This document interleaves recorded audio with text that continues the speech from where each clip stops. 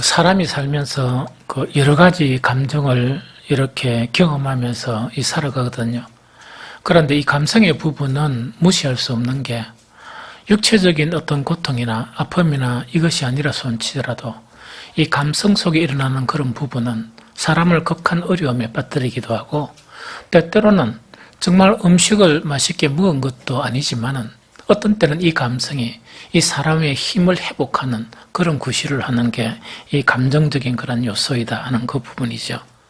그러면서 우리가 살면서 기쁨도 경험하고 슬픔도 경험하고 또 행복도 경험하고 또 불행도 경험하고 정말 여러 가지 그런 이 감정적인 그런 부분을 경험하는데 오늘 읽었던 본문 안에서는 그리스도인이 가지는 이 세상 사람들이 가지지 못하는 이 독특한 고통, 즉 우리를 고통스럽게 하는 그런 느낌, 이 고통 중에 한 가지에 대한 것을 이렇게 표현하고 있습니다. 그 말씀이 뭐냐? 오라 나는 공고한 사람이로다. 이 사망의 몸에서 누가 나를 건져내랴 하는 이 부분이거든요. 그래서 이거는 육체적인 어떤 부분이 아니고 이 감성적인 부분이거든요. 그런데 여기서 이렇게 오라 나는 공고한 사람이로다 하는 공고하다는 말 있죠.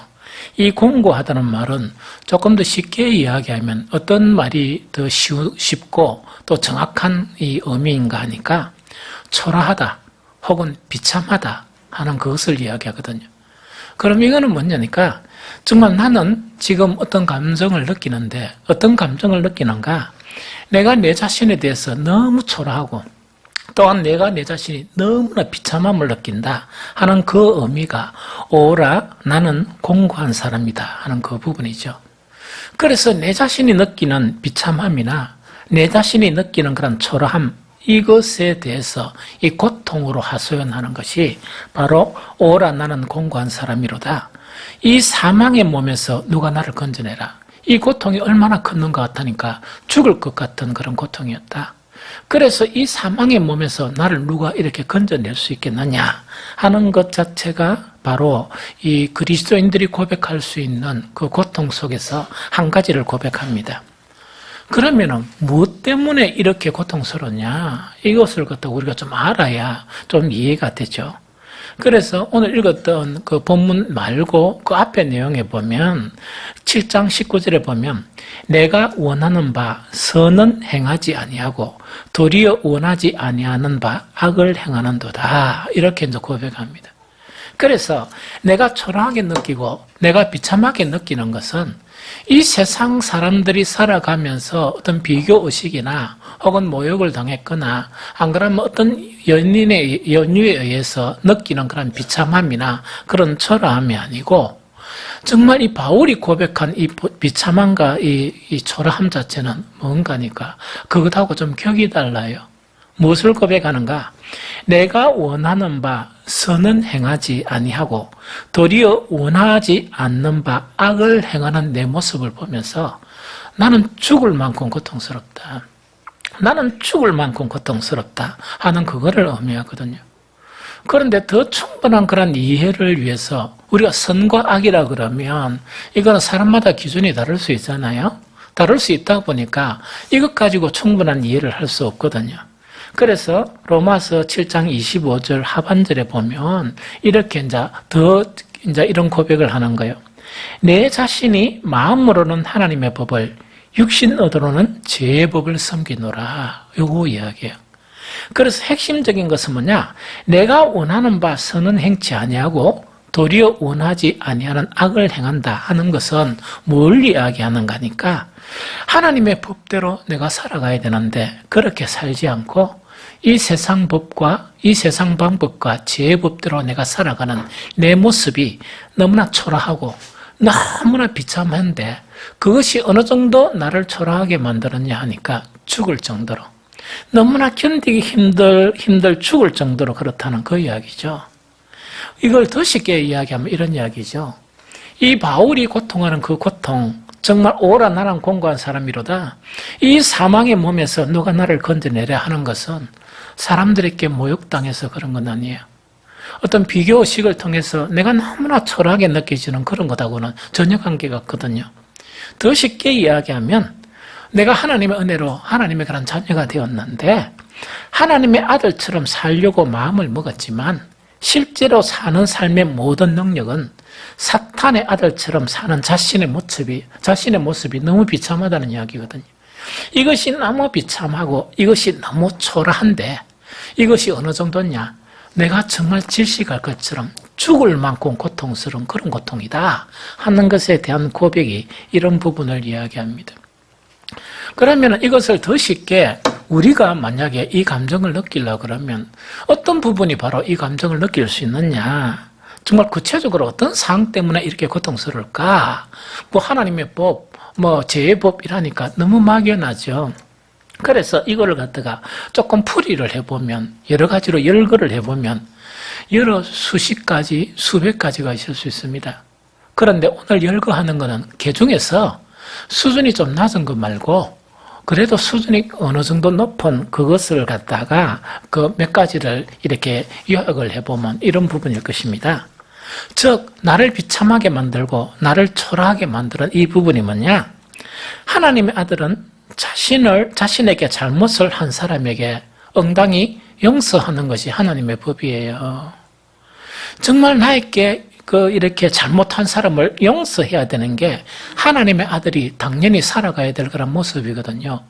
그런데 실상을 딱 보니까 사탄의 아들처럼 용서를 못하고 사는 그 모습이에요. 그래서 용서를 못하다 보니까 너무 힘들고 너무 힘든 거예요. 이것이요, 다른 사람을 이야기하지 말고 우리 가장 가까운 사람을 이야기하면 더 쉽게 이해될 거예요. 남편이 아내에게, 아내가 남편에게, 또 부모가 자식에게, 자식이 그런 부모에게, 그죠? 우리가 살다 보면 입에 들어있는 혀도 이렇게 물릴 수가 있잖아요. 그러면 아내가 실수할 수도 있고 남편이 실수할 수가 있거든요. 하나님의 법대로 사는 것은 그것을 용서하고 그걸 끌어안고 이렇게 사는 걸 이야기하거든요.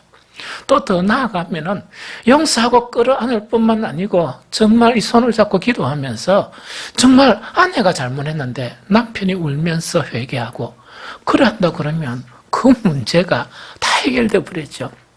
다 해결돼 버리죠.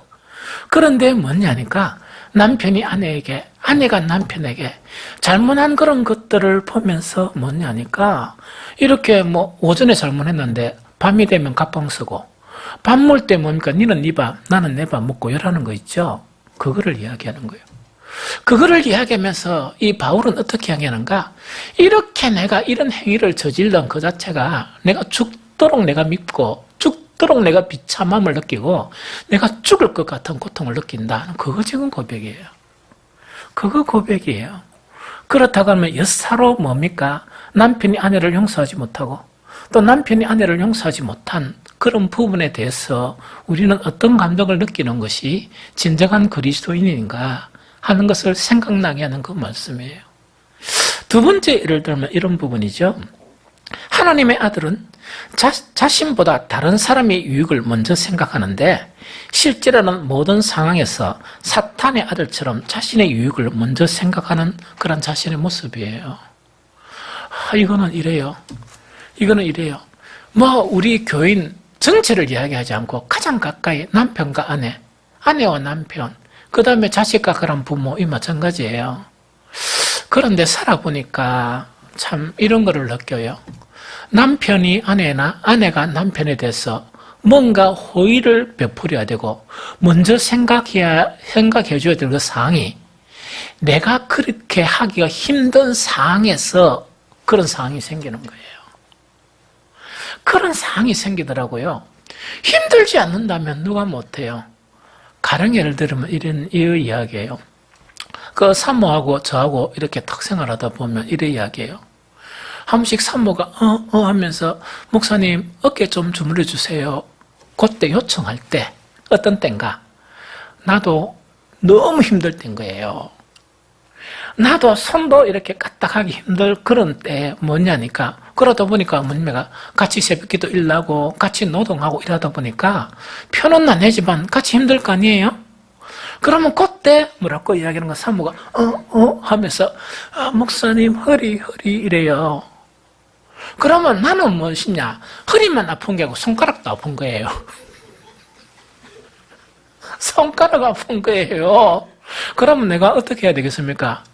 내 손가락이 말이 아니거든. 이래야 보편적이잖아요. 그런데 바울이 이야기하는 거는 뭐냐? 내가 손가락이 너무 아파서 미안해. 한 것 자체가 너무 그것이 내 자신이 초라하게 보여가지고 뭐냐니까 정말 내가 너무 비참하게 보였다는 그 이야기죠. 이 무슨 말이겠죠? 그런데 보편적인 사람은 안전물로 준 것 그 자체가 잘 지냈다 이렇게 생각하죠. 그러다 보니까 이 고백 자체가 차원을 달리하는 거예요. 그런데 제가 한 가지 깨달은 게 있어요. 저도 늘 내가 너무 힘들 때 호의를 요청하는 그런 부분에 다 해줬다는 건 아니에요. 때론 너무 힘들 때 뭡니까? 못 들은 척한 적도 있어요. 가끔씩 너무 힘드니까 그 다음에 못 들고 딴 일 하는 것처럼 막 이런 적도 있었어요. 그래서 또 후회하고 또 거의 이랬거든요. 그런데 하나 깨달음이 뭐냐? 이거예요. 너무 피곤해가 내가 손도 까딱하기 싫은데 그 사모가 가끔씩 뭐냐? 오죽 아팠으면 그렇겠어요. 제가 힘든 거 모릅니까? 알거든요. 그래서 먼저 이렇게 주물러 소리 안 합니다. 오직 힘들었으면 허리 좀 주물러 주세요. 이럴 거 아닙니까? 그러면 그때 뭡니까? 속은 뭡니까? 너무 힘든데 하는 거예요. 주물러 주는 거예요. 제가 한 가지 깨달은 비결은 뭐냐? 주물러 주면서 손을 운동하니까 이것이 가벼운 운동이 돼가지고 혈액순환이 되면서 내가 회복이 되는 거예요. 그러니까 힘들 때 주물리달라 그러면 좀 잘 주물리 주세요. 막 이렇게 주물리 주는데 한 5분 주물리 주려고 하면 이래 10분 주물리 주면 이게 돼가지고 마음도 억수로 편안해지고 뭐라고요? 내가 회복이 되는 거예요. 참 대단한 하나님은요. 지극히 다른 사람에게 선을 베푸는 그때 하나님은 신비한 그런 능력들을 보여주세요. 자, 그런 거를 이야기해요. 그 다음에 또 한 가지를 이야기하면 하나님의 아들들은 뭐를 잘 대접한다? 손 대접하는 거와 손님 대접하는 거하고 베풀기를 너무 좋아해요. 그런데 사탄의 아들들은 뭐합니까? 대접하는 것보다 뭐 하는 거? 이 대접받는 것만 좋아해요. 그런 이야기거든요. 그러면 이 바울이 고백한 건 어떤 내용이냐? 그런 것만을 좋아하는 내 모습을 보면서 정말 내가 너무 싫고 내가 너무 비참함을 느끼고 그 고통이 너무나 힘든 고통이라는 그걸 이야기해요. 또 한 가지는 뭐냐? 하나님의 아들들은 내가 어떤 상황 가운데 있어도 어떤 상황이란 건 경제적인 상황이 좀 많이 벌든 적게 벌든 항상 지족할 수 있는 마음을 가지는 게 지족하면서 가장 부티를 내는 것. 참 부티를 내는 게 하나님의 아들들의 그런 참모습 아닙니까? 그런데 사탄의 아들들은 뭡니까? 뭔가 있는데도 욕심과 그런 탐욕이 그런 이 가지고 있는 그 모습이 사탄의 모습이거든요. 사탄의 아들의 모습이거든요.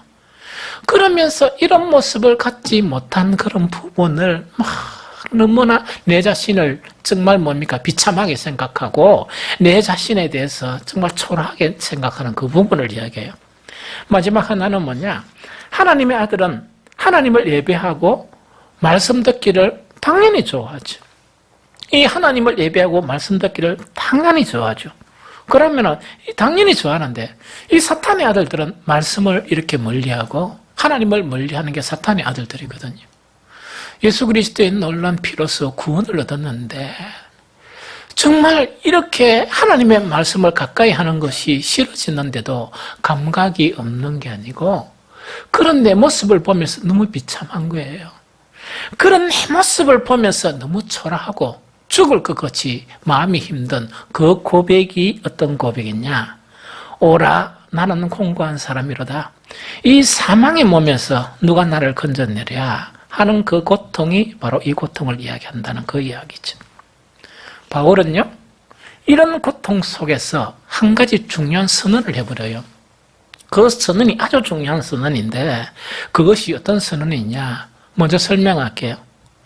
이런 초라함이나 비참함은요, 그리스도 안에 있으면 정죄에 이르지 아니한다 하는 선언이에요. 이건 다시 설명할게요. 자, 봅니다. 이 바울이요, 정말 내가 이렇게 살지 못하고 정말 이렇게 행하지 못한 그런 부분에 너무나 비참하고 너무나 내가 초라하다 이래 느끼죠. 이래 느끼면서 뭐냐, 기도를 더 많이 하고 주님의 일을 더 능력 있게 하고 더 힘 있게 하고 막 더 활동적인 그런 활동을 더 많이 해요. 그런데 사람들은 뭡니까? 자기의 비참함을 느끼고 초라함을 느끼면 움츠려들지 하던 일도 그만둬버리죠. 못하게 되죠. 전혀 반대죠. 그 차이를 이야기하는 거예요. 우리가 자관 바울처럼 이런 숭고한 비참함 있죠. 초라함 말고도 우리가 생활을 하다 보면, 이 또한 신앙생활을 하다 보면 내 자신이 비참해지고 내 자신이 그런 초라해지는 그런 모습을 가질 때가 많아요. 그런데 이럴 때 그리스도 예수 안에 있으면 정죄에 이르지 아니한다는 이야기죠. 이것 자체가 내가 일을 하는데 방해하지 않고, 내가 신앙생활 하는데 방해하지 않고, 내가 기도하는데 방해하지 않고 전혀 방해하지 않는다는 그 부분을 이야기합니다. 그러면요, 우리가 여기서 알아야 될 핵심 단어가 정죄예요. 정죄. 이 정죄를 알아야 되거든요. 정죄라는 것은 왜 중요하냐? 그리스도 예수 안에 있으면 정죄에 이르지 않는 거예요. 마음이 아프더라도 힘있게 주의 일을 하고 다른 사람을 도울 수도 있고 힘있게 사회생활도 하고 막 이렇게 할 수 있는 거예요. 그럼 정죄라는 것이 대체 뭐냐 이야기죠. 쉽게 이야기하면 이야기입니다. 세상에 언론보다 시비거리가 막 일어나죠. 어떤 사람은 도지사가 되었는데 죄가 있다고 막 재판도 하고 자관 여러 가지 말하는 재판을 하죠. 그 재판을 하는 이유가 뭐냐? 정죄하느냐, 죄를 정하느냐, 죄를 정하지 않느냐 하는 그것이 무엇으로서 판결이 납니까? 재판으로서 판결이 나요. 이해가 되죠? 그러면 어떤 일이 있다 손 치더라도 이제 그 시비할 일이 있죠. 이 정죄가 딱 되어버리면 어떻게 되는가? 아무것도 못하고 이 형벌을 받아야 돼요. 형벌. 그 형벌 중에서 구속도 당하고 몇 년 징역도 살고 형벌을 받아야 되는 거예요. 그런데 문제는 뭐냐? 어떤 시시비비한 그런 일이 있다 손치더라도 판결에서 정죄가 안 되는 거예요. 즉 죄가 없다. 이렇게 되면 그 시시비비한 일은 나타나더라도 뭐가 안 된단 말입니까? 형벌이라는 게 없어요. 그걸 이야기하거든요. 형벌이라는 게 없어요. 그러면은 이거는 이제 뭐한 이야기인가 이런 이야기입니다. 우리가 교회 안에서 이렇게 신앙생활 하다 보면 내가 비참해지고 초라해지고 이러죠. 이것 자체를 정죄에 이르러버리면 내가 스스로 내 자신에게 이거는 죄를 정해버리면 심령의 그런 형벌을 내가 스스로 가하는 거예요. 가다 보니까 그 고통이 너무나 커져가지고 때로는 밥도 먹기 싫고 친구도 만나기 싫고 예배도 참석하기 싫고 출근해야 되는데 출근도 하기 싫고 또 일을 열심히 힘있게 해야 되는데 힘있게 못하는 거예요. 왜 그렇게 못하느냐? 형벌을 받고 있기 때문에 그래요. 그거는 누가 형벌을 줬냐? 자기가 자신을 정죄해버린 거예요. 자기가 자신을 정죄하다 버리니까 그 형벌의 고통이 너무 심해서 꼭 재짓고 감옥 간 것처럼 아무것도 다른 일을 할 수 없는 그런 상태가 되어져 버리는 거예요. 그래서 때로는 여러분들이 살아가면서 꼭 숭고한 그런 부분뿐만 아니고 어떤 이유에서든지 여러분들이 너무나 초라하고 여러분들이 너무 비참해진다 손치더라도 예수 그리스도 안에만 있으면 그 비참하고 초라해지는 것이 여러분들 스스로 형벌을 가하는 정죄에 이르지 않아요. 그거 지금 이야기하는 거예요. 이거 정말 잘 알아야 됩니다. 정말 잘 알아야 됩니다. 여러분들 너무나 불필요하고 쓸데없는 고통들이 너무 많아요. 자기가 자기 자신에게 너무 고통을 많이 주가 학대를 하는 거예요. 학대를 하다 보니까 주변에 많은 사람들을 불편하게 하고 자기 자신도 그 기간 동안 지옥과 같은, 감옥보다 더 심한 지옥과 같은 그런 시간들을 보내고 있고 주변에 가까운 사람들이 그것을 지켜본다 하면 얼마나 같은 고통을 느끼겠습니까? 그래서 절대로 정죄에 이르지 말아야 돼요. 이해가 되죠? 그래서 어떤 상황 속에서도 그리스도 안에 있으면 정죄함이 없어진다는 이야기입니다. 그러면 너무 궁금한 게 뭐냐니까, 왜 그리스도 안에 있으면 정죄함이 없는가? 이 이유는 알고 그리스도 안에 있어야 되거든요. 자, 봅니다. 우리를 정죄하는 모든 그런 이 정죄 주체 있죠. 정죄 주체. 우리가 우리 스스로에게 정죄하거나 다른 사람을 딱 정죄하는 정죄 주체는 뭐냐? 이거는 뭐 헌법이나 뭐 실행법 그런 게 아니고 우리 신앙 안에서는 율법이에요. 율법. 그래서 이 율법의 속성은 뭐냐? 죄를 정하는 거예요. 즉 죄를 정하는 게 그런 율법이에요. 그래서 그 율법이 우리가 죄를 정하거든요. 그런데 죄를 정하는 그 근거인 율법 있죠. 율법. 이 율법의 문제를 누가 해결하셨냐? 예수 그리스도께서 해결하셨어요. 어떻게 해결하셨느냐? 단디 들어봅니다. 예수님의 이런 것이 없었다 그러면 우리는 우리 스스로 정죄 안 하면은 우리는 사악한 사람이 되는 거예요. 양심도 없는 철면피가 되는 거예요. 이해가 됩니까? 그런데 스스로 정죄해야 되는데 그 정죄하는 것은 뭐냐? 율법이 그 정죄할 근거가 되는 거예요. 이해가 됐죠? 그런데 우리가 고통하는 우리를 보면서 우리를 구원하시기 위해서 예수 그리스도는 율법이 정죄하는 모든 근거 있죠. 이 근거를 무엇을 통해서 없애버렸냐? 십자가를 통해서 없애버렸어요. 이해가 되죠? 예수님이 십자가를 침으로 말미암아 우리가 고통받아야 될 것을 대신 고통받고 우리가 형벌을 받아야 될 것을 대신 형벌을 예수님은 받으신 거예요. 그래서 그리스도인들은 십자가를 사랑하는 거예요. 예수 그리스도의 십자가를 보면서 하나님의 사랑을 느끼고 예수 그리스도의 십자가를 보면서 우리를 정죄하는 것보다 한없는 정말 예수 그리스도의 은혜 안에 빠져서 사는 거예요. 이게 차이점이에요. 그러다 보니까 예수 그리스도가 우리를 정죄하는 그 율법의 근거 있죠. 정죄의 근거를 소멸해버린 거예요. 소멸해버렸어요. 소멸하다 보니까 우리는 율법 안에 있으면 정죄하겠습니까? 안 하겠습니까? 계속 정죄하죠, 여전히. 그리스도 예수 안에 있으면 십자가의 능력으로 우리는 정죄할 근거가 없는 거예요. 정죄할 근거가 없는 거. 이거는 뭐와 같은 거니까 뭔가 죄를 짓다고 조사를 해보니까 피해를 조사해봐야 되잖아요. 오늘 또 경찰이 왔죠? 막 이래 피해를 조사해봐야 되는데 보니까 피해가 아무것도 없는 거예요. 왜냐니까 아무 피해가 없는 거예요. 그와 마찬가지.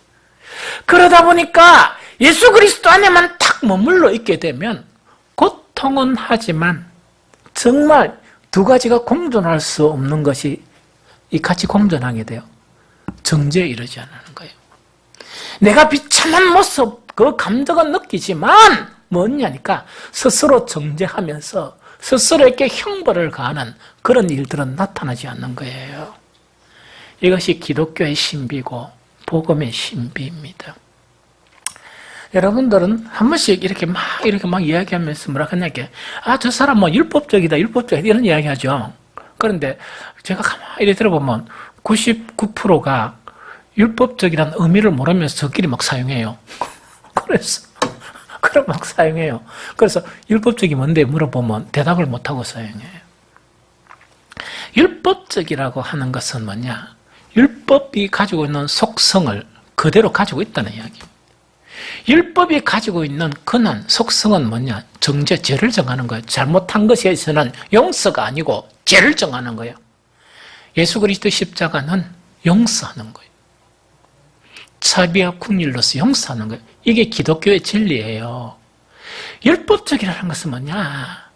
예수를 믿기는 하지만 아직까지 십자가의 권능이나 십자가의 효능이나 십자가의 은혜를 충만하게 느끼지 못하고 율법이 가지고 있는 정말 정죄하는 근거를 아직 내가 가지고 있다는 이야기입니다. 가지고 있다 보니까 내 자신이 잘못할 때는 내 자신을 정죄해버려요. 스스로 학대하는 거예요. 다른 사람이 잘못할 때는 어떻게 한단 말입니까? 그런 습관을 가지고 있으니까 또 다른 사람을 정죄해버려요. 그걸 율법적이라고 그래요. 왜? 율법의 속성 속에는 가장 중요한 정죄의 속성을 가지고 있거든요. 그러나 율법에 죽은 우리가 예수 그리스도 안에 거하면 율법에서 정죄하는 근거가 그 십자가의 놀라운 권능 때문에 소멸이 되었기 때문에 우리는 고통은 하지만 우리 자신을 정죄하지 않습니다. 우리 자신을 학대하지 않고 오히려 희망을 갖는 거예요. 지금은 이런 모습이지만 내일은 더 아름다운 모습을 가질 것이다. 하나님의 놀라운 은혜로 더 아름다운 모습을 가질 것이다. 희망을 붙드는 거예요. 그게 그리스도인입니다. 정죄는 자기 자신에게도 정죄를 해서는 안 되고, 정죄는 우리 사랑하는 지체들에 대해서도 정죄하면 안 돼요. 정죄하면 안 돼요. 왜? 정죄하는 것은 내가 형벌을 가하는 거예요. 내가 어떤 자격으로 하나님이 택한 자를 비록 내라 할지라도 내 자신에게 형벌을 가할 수 있습니까? 그게 죄예요. 그게 나쁜 거예요. 내가 누구인데 하나님께서 인정한 우리 지체들을 내가 무슨 권한으로, 십자가는 뭡니까? 이 100분 1도 안 집어낸데 어떻게 우리 지체들을 정죄할 수 있습니까? 그래서 예수 안에 있으면은 뭐냐? 정죄함이 나타나지 않는다는 그 이야기입니다. 두 번째, 우리가 정죄하지 말아야 될 이유를 오늘 성경에서 분명히 이야기해요. 그것이 뭐냐? 간단한 이야기예요. 먼저 제가 말로 설명할게요. 생명의 성령의 법이 죄와 사망의 법에서 우리를 해방하였기 때문입니다. 다시 이야기합니다. 생명의 성령의 법이 죄와 사망의 법에서 우리를 해방하였기 때문에 우리는 정죄할 필요가 아무것도 없습니다. 이것도 그리스도 예수 안에서. 로마서 8장 2절에는 이렇게 말하고 있습니다. 이는 그리스도 예수 안에 있는 생명의 성령의 법이 죄와 사망의 법에서 너를 해방하였습니다. 하나 이걸 이야기합니다. 여기서 해방이란 것 자체를 시간적인 면으로 생각하면 이런 이야기예요. 단번에 해방시켰다 이 이야기입니다. 단번에 해방된 것을 의미합니다. 이게 무슨 말이겠죠? 즉 죄와 사망의 법에서 단번에 정말 이 생명의 성령의 법이 우리를 해방했다는 걸 이야기합니다. 이 말씀 앞에 우리는 이런 질문을 할 수가 있습니다. 난 주님을 섬기고 있습니다. 그러고 그렇게 잘 섬기려고 노력도 하고 있습니다. 그런데 나는 이 성경을 보니까 해방을 잘 경험하지 못합니다. 그럼 난 어떻게 해야 됩니까? 그것이 뭐냐 이야기죠. 나는 여전히 영을 따라만 살지 않고 때로는 육을 따라 사는 때가 많습니다.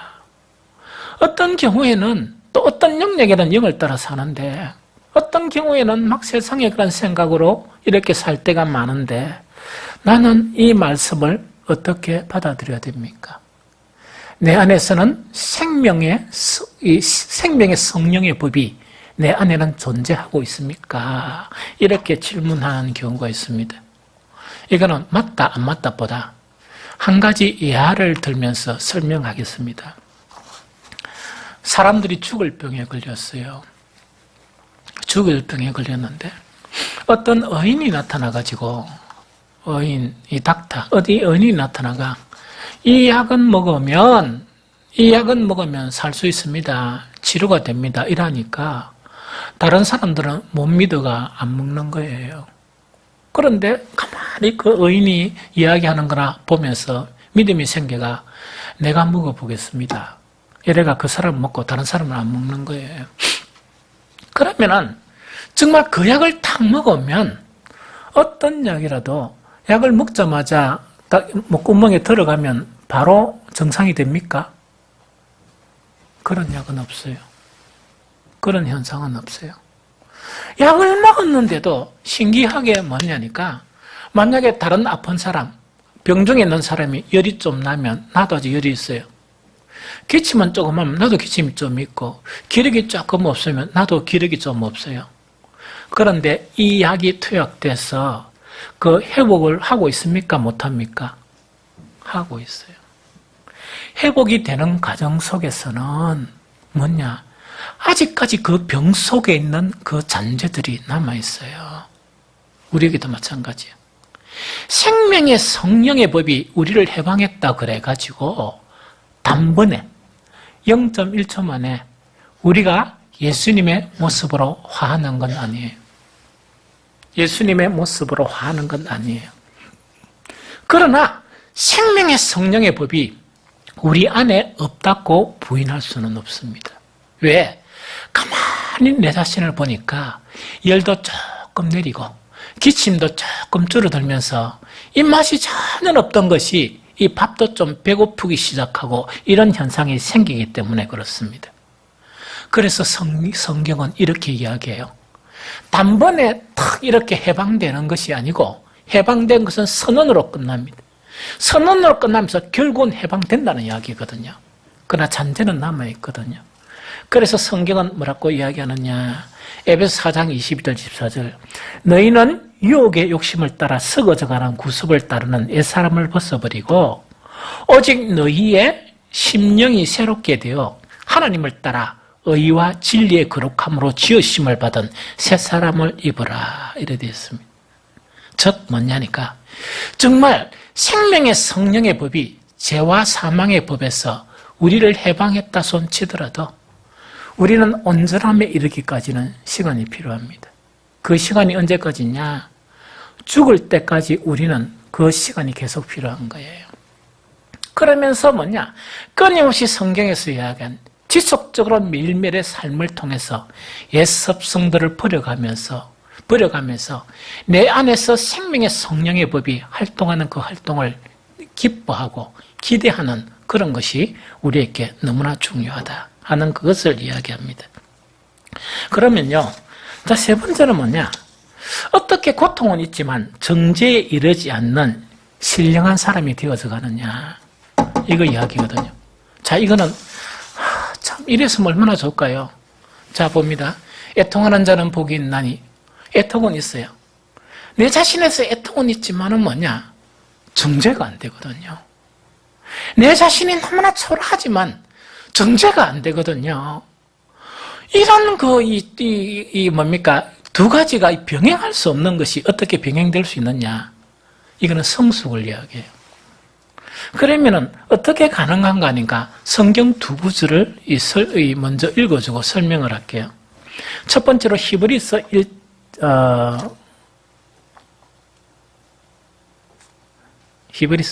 6장 1절 2절인가? 제가 그냥 읽어드릴게요. 그러므로 우리가 그리스도의 처벌을 버리고 죽은 행실을 회개함과 하나님께 대한 신앙과 세례들과 안수와 죽은 자의 부활과 영원한 심판에 관한 교훈에 틀을 다시 닦지 말고 완전한 대로 나아갈지니라. 요 말씀이 있습니다. 요 말씀을 기억하세요. 그 다음에 두 번째 한 구절을 읽으면 이래 됐습니다. 히브리서 5장 14절이에요. 단단한 음식은 장성한 자의 것이니 그들은 지각을 사용함으로 연단을 받아 선악을 분별하는 자들이니라. 이 말씀입니다. 그러면 앞에 있는 이 말씀이 있죠. 그리스도의 도의 초벌을 벗어버리라 하는 이 말씀하고 하나는 히브리서 5장 14절에 단단한 음식은 장성한 자의 것이라 이야기죠. 이걸 좀 설명할게요. 설교하는 말씀이나 성경에 있는 말씀은 두 가지, 여러 가지가 있지만 크게 두 가지 부류가 있어요. 하나는 뭐냐? 너무나 듣기 좋고 달콤한 말씀이에요. 하나님은 여러분들을 뭐 하신다? 사랑하십니다. 예수님의 십자가의 보혈로 여러분들의 죄를 깨끗게 하셨습니다. 이런 거 있죠. 예수님을 믿으면 여러분들의 정말 삶이 형통해지고 복을 얻습니다. 이건 듣기 좋습니까? 힘듭니까? 듣기도 좋고 기분도 되게 좋죠. 여러분들의 모습은 이렇게 초라해도 예수님이 재림하실 때 여러분들은 아름다운 모습으로 바뀝니다.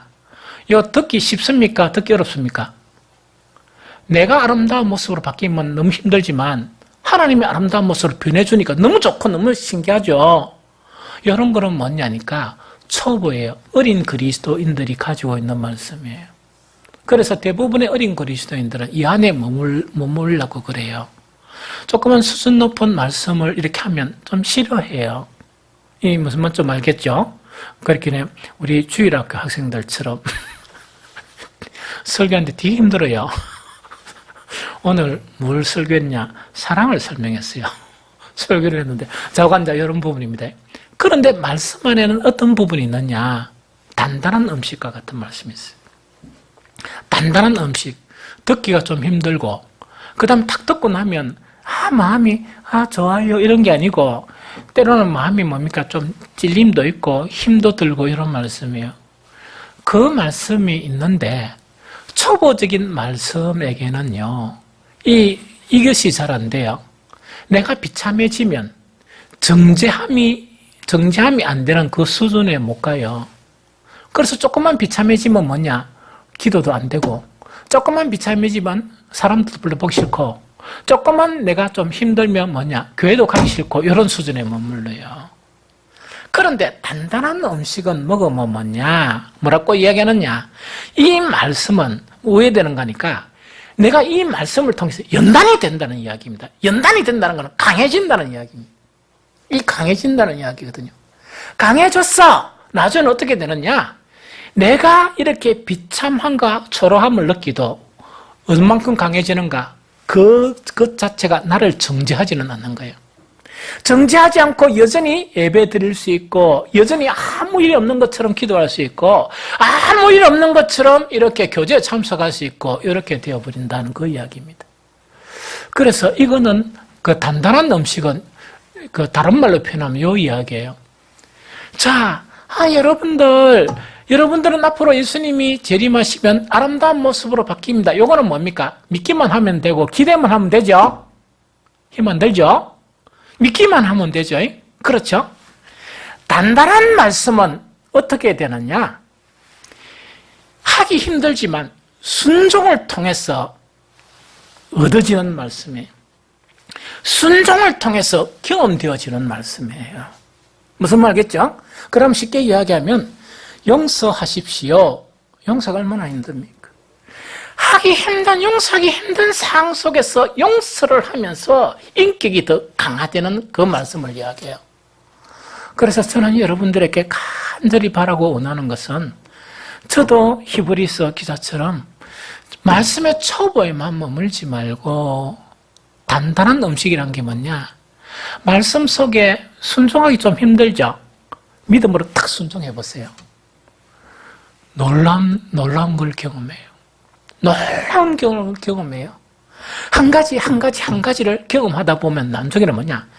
정말 단단한 그런 인격의 그런 소유가 될 뿐만 아니고 하나님이 우리에게 주시는 은총도 격이 다른 은총을 이렇게 누릴 수 있습니다. 그런 성도들이 되시기를 축복합니다. 그러면 마지막 이제 한 가지입니다. 말씀을 통해서 단단한 이 장성한 신앙이 되어야 되고 또 하나는 고통은 있지만 정죄에 이르지 않으려고 그러면 뭘 붙들어야 되느냐? 요거는 성경만 딱 읽어드릴게요. 오늘 제가 이렇게 우리 초기에 읽었던 말씀이에요. 로마서 8장 34절 35절 누가 정죄하리요? 죽으실 뿐 아니라 다시 살아나신 이는 그리스도 예수시니 그는 하나님 우편에 계신 자요 우리를 위하여 간구하시는 자시니라. 누가 우리를 그리스도의 사랑에서 끊으리요? 환난이나 공고나 박해나 기근이나 적신이나 위험이나 칼이라. 로마서 8장 38절 39절 내가 확신하노니 사망이나 생명이나 천사들이나 권세자들이나 현재일이나 장래일이나 능력이나 높음이나 깊음이나 다른 어떤 피조물이라도 우리를 우리 주 그리스도 예수 안에 있는 하나님의 사랑에서 끊을 수 없느니라. 이 말씀입니다. 자, 이 말씀은 뭐냐? 이 세상에 누구도 정죄할 자격이 없을 뿐만 아니고 이 세상에 누구도 정죄할 그런 권한도 없고 능력도 없다는 이야기입니다. 왜? 가장 크신 하나님께서 가장 크신 하나님의 아들이신 예수 그리스도께서 정죄의 근거가 되는 그 율법을 뭘 통해서? 십자가를 통해서 피했기 때문입니다. 그러면 십자가를 지신 이유를 사랑이라 이야기합니다. 그래서 하나님의 그 사랑의 힘 자체는 이 세상의 그 어느 누구도 우리를 정죄할 수 있을 만큼 그 사랑의 힘에는 미치지 못한다는 그걸 이야기합니다. 그래서 이제는요, 우리는 어떤 비참한 때나 어떤 정말 내가 내 자신을 용서하지 못할 때라도 내가 초라하고 정말 공고함을 느낄지라도 그것이 무엇으로 연결이 안 되는 정죄에 이르지 않는 그런 신앙이 되시기를 바랍니다. 우리 성도들에 대해서도 마찬가지입니다. 아이고, 하는 모습 보면 정말 이렇게 뭡니까? 이렇게 된통머럭하고 싶고 이런 것도 있죠. 그러나 겉면은 괜찮아요. 그런 것이 보일지라도 이 사랑으로서 중보기도 하고 사랑으로서 겉면은 하되 절대 우리는 정죄해서는 안 됩니다.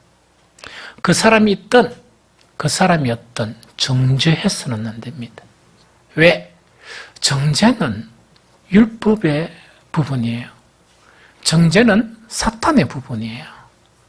어떻게 그리스도인이 사탄의 부분을 가지고 살 수 있습니까? 그래서 우리는 정죄하지 아니하는 그런 신실한 일꾼들이 되시기를 예수 그리스도 이름으로 축복합니다.